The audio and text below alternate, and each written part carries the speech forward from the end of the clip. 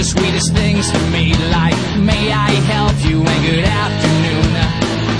But she has corporate and she is programmed to give me what I need. I like to entertain the thoughts that this is how she'd be if she was with me.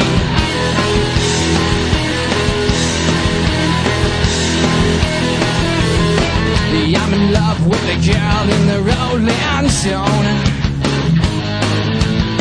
I read her interview and she sounds perfect if it's all the truth.